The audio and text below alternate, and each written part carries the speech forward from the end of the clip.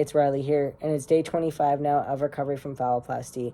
So I wanted to do a little topic video today just regarding, a couple of questions that somebody asked if I could do. So the first question would be, what are some things that I wish I knew about going into phalloplasty? And then what is some advice that I could give somebody either just starting their journey or maybe just about to go into having surgery for phalloplasty? So with me initially, I think the one thing I wish that I knew would be that phalloplasty and your size could give you complications. And what I mean by that is, for me as a person, I don't really talk about this a whole lot, but I'm 5'4" and about 108 to 110 pounds. So I'm pretty small, and I've been pretty small most of my life. But like going into phalloplasty, I had no reason to really think that this would be an issue other than maybe the size of my phallus would be kind of smaller because of like the size of my arm. But I never really thought, that anything other than that would be an issue.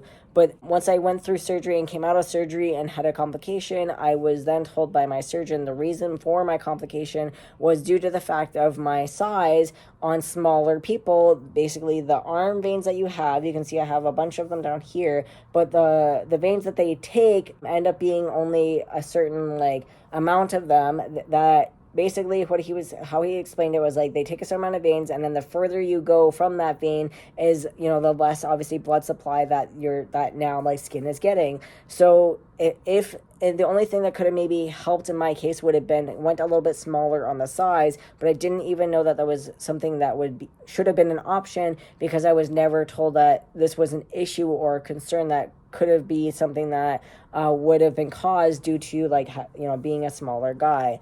So I think that would be the one thing I wish I maybe would have asked more questions to my surgeon, asking, hey, is there a complication that could arise due to my arm size or due to my size specifically? And if so, is there something that I can do to help prevent that? Or is there something that I could maybe choose differently just so that I can, obviously go through this recovery a little bit smoother? So I just wish I maybe had either known a little bit more about that complication specifically, or maybe I had to ask more questions around, my size specifically, and, knowing a little bit more about that situation. So now on the other side of things with, the advice that I would give, I think the biggest advice going into phalloplasty is, one, always do your research, looking into your surgeon, making sure you have the most amount of the information that you can. I still thought I had everything that I could know about phalloplasty, and I still didn't have all the information that I could. There were still things that I didn't know, and there were still things that I was missing. But, the biggest thing is I did my research. I knew what phalloplasty entailed, and I knew what, that would all look like in the recovery. I just didn't expect the certain complications that I had arisen, because I never heard about it or didn't really know to go looking for it. So with the biggest thing would be with this is just do your research.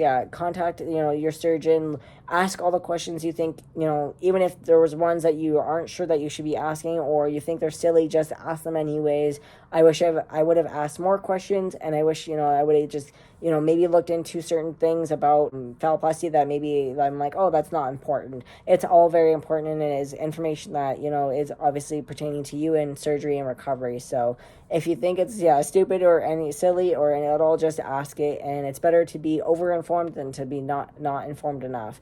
So I think that would be the biggest thing. And then also, lastly, I would just say for advice would be just be kind to yourself, make sure you have a great support system, have somebody to be there to help with your recovery, because I guarantee, the first couple weeks, I got home. This is now my second week of being home, and I'm still not fully able to do everything by myself. My hand with my mobility is not very great, so I can't open things, I can't do things, and having someone be there for you is definitely something that you are 100% going to need. And also the biggest other, I think, thing I can suggest is making sure that you have enough supplies, especially for medical supplies. I thought I would not have maybe enough, and there's a couple of things we've had to rebuy a couple times, and most of that is just the gauze, but everything else I've had a huge stockpile of, and I'm glad I did, because then I'm not having to scramble to buying them last minute or worry about it. It's just all there, and only a few things here and there that I'm having to restock when I absolutely need to. But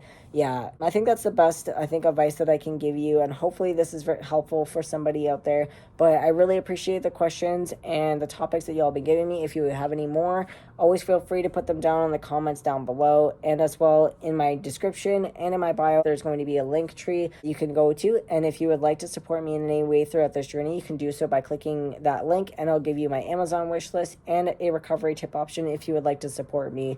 And lastly, as well, it'll give you all my links for all my social medias. If you would like to go follow me there, make sure to follow me on here, as you'll be keeping up to date with all my stories and my videos. And I appreciate you, and thank you for watching. Bye for now.